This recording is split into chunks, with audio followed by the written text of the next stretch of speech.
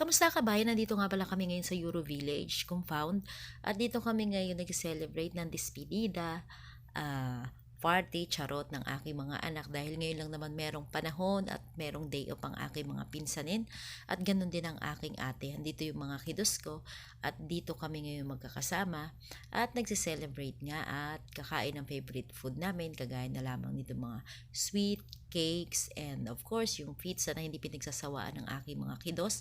Dito kasi dahil especially ito from the restaurant of Euro Village, cheesy pizza.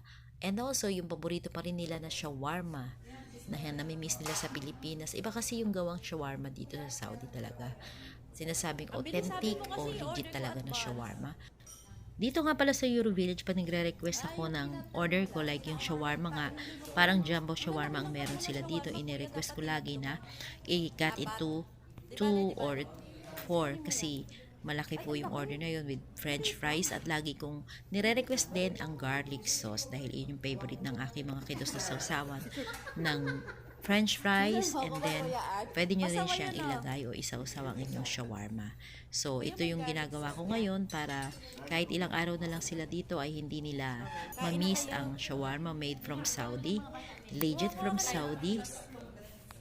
At nakalimutan ko pala mag-serve ng juice kaya nagpatulong ako dito kay Tina na kumuha kami ng mga juice para sa amin. Ayan. Kasama na rin yan dito sa package ng order. Ang free juices. Hindi nila alam na meron pala akong prank visitors na old friend din namin na couples. At mamaya parating na yon on the way.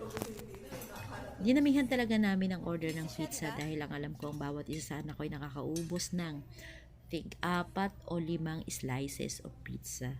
Di baling walang rice, di baling walang ulam, basta meron silang pizza at shawarma.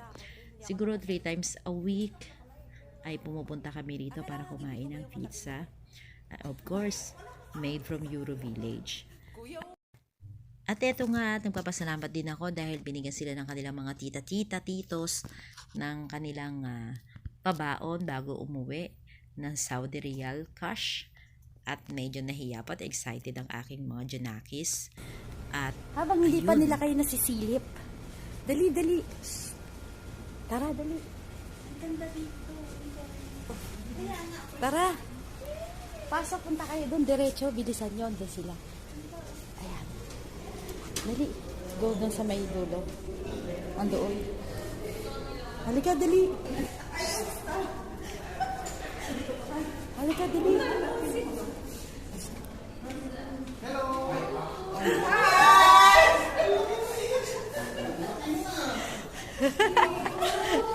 Hindi ko nakilala po.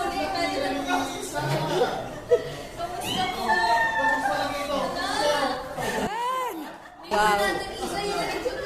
Ang gala nila. Ang lalaki na. O, di ba? Pasensya na.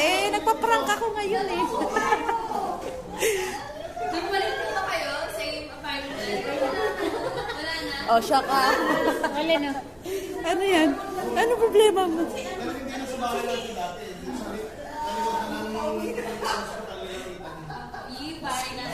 Ayan. Pauwi na sila eh.